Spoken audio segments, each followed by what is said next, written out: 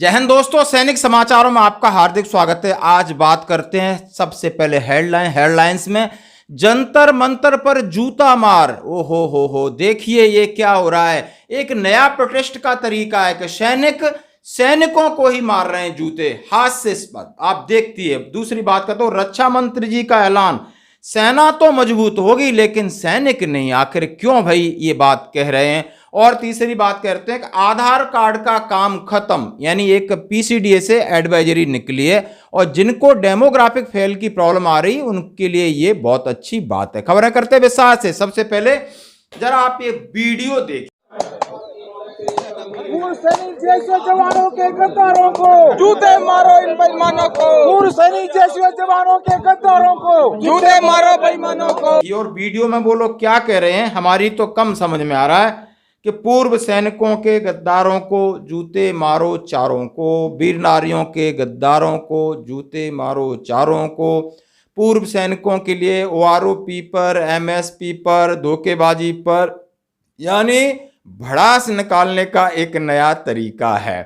अब जिसको लग रहे हैं वो तो नहीं लग रहे, मतलब सोशल मीडिया के जरिए अब उनको जरूर लगेंगे। क्यों लगेंगे? क्या वीडियो डाल दिया है, वीडियो वायरल हो रहा है। मैं देखा तो अंदर से ऐसा आया कि आई थिंक ये कितना सही है क्या गलत है वो मेरे व्यूअर्स बताएंगे। सभी फौजी हैं और सब बड़े मिच्योर्ड हैं, मान सम्मान है। यहाँ बात हुई कि कुछ बुजुर्ग लोग भी हाथ में अपने जूते उतार के मार रहे हैं और ये किस समस्या का समाधान हो सकता है हम समझ सकते हैं कि ये वो संगठन है जिसको एफबीए बोलते हैं। अब उनको फेक नाम रख दिया है और इन्हीं ने इसको खड़ा किया था, जो सबका सैनिक संगठन है।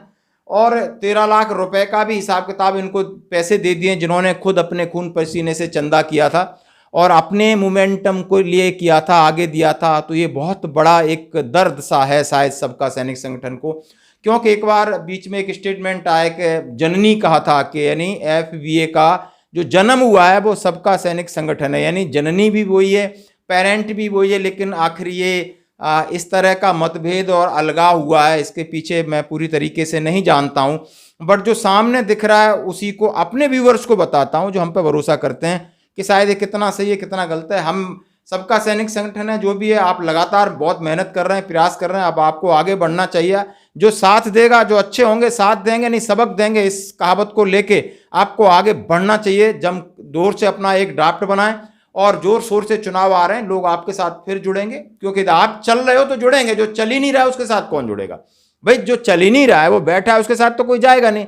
अब आप लगातार कोशिश कर रहे हैं तो आपके साथ लोग जुड़ेंगे, इसमें कोई दो राय नहीं। बट आपको इन सब चीजों के बारे में आपका अपना क्या ख्याल है, आप कमेंट करते हैं। दूसरी बात बताता हूं, रक्षा मंत्री जी ने कल एक कहा है कि भारत को विकसित राष्ट्र बनाने के लिए मजबूत सेना की जरूरत। रक्षा मंत्री जी का बयान है, मैं इस बयान से इत्तेफाक रखता हूं कि मजबूत सेना या सैनिक या हथियार। अब इन्होंने पूरा ब्यौरा दिया है, सेना को मजबूत बनाने के लिए सेना के लिए हथियार दिए जाएंगे उन्होंने कहा है।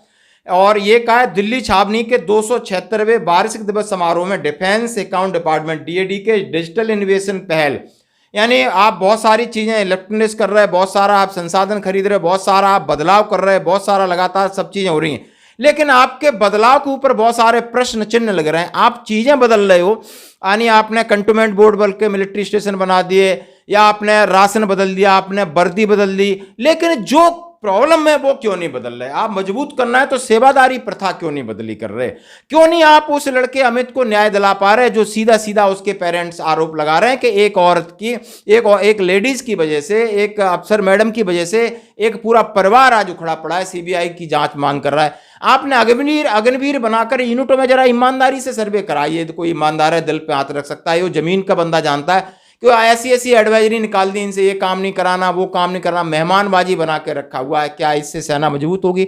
अरे उनका वजन दूसरों पर पड़ रहा है। सैनिक हताश हैं, बहुत सारी डिसेबिलिटी पेंशन पे आपने कैची चला दी, वो आरोपी के ऊपर चला दी। वो भी आज के सैनिक कल के पूर्व सैनिक होंगे, बात ठीक है, लेकिन आप ये एक बात याद जरूर है कि सेना की लड़ाई सैनिकों के मनोबल और उत्साह से लड़ी जाती है। आप कितना भी बड़ा इक्विपमेंट दे दो, रसिया यूक्रेन में देख लिए, बहुत बड़ी टेक्नोलॉजी भरी पड़ी है, और जिसका मोराल हाई है, जिसका उत्साह है, जिसके अंदर वो है, वो सैनिकों के लिए पर्सनली उनके परिवार के लिए जब करोगे तब पता चलेगा कि नहीं भाई ये सेना के नहीं, सैनिकों के लिए सीधा डायरेक्टली फायदा हो रहा है और उनके मनोबल ऊंचा रहेगा। सेवा दरेसी घिनौनी प्रथा को आप बाहर करिए, जरूर सेना मजबूत होगी। सेना मजबूत होने के लिए बहुत सारे वॉलंटियर्स हैं, बहुत सारे जो नौजवान हैं जो सेना में जाना चाहते हैं। यदि ऐसी प्रथाएं, ऐसी चीज़ों की पब्लिसिटी होने लगी, लोग सेना में जाने के लिए डरेंगे, ये बात ध्यान रखना होगा। और हम आपकी बात से सहमत हैं। दूसरी बात कहते हैं दोस्तों, जैसा एक लेटर निकला है जुलाई 2023 का है, द अफसर इंचार्ज RTI सेल ने डाला है, क्लैरिफिकेशन रिगार्डिंग मैंडेटरी आधार डेमोग्राफिक वैलिडेशन। इस पर क्या ये आधार कार्ड का वैलिडेशन जरूरी है, उसमें जो डेमोग्राफिक प्रॉब्लम है यानी आधार कार्ड जरूरी है?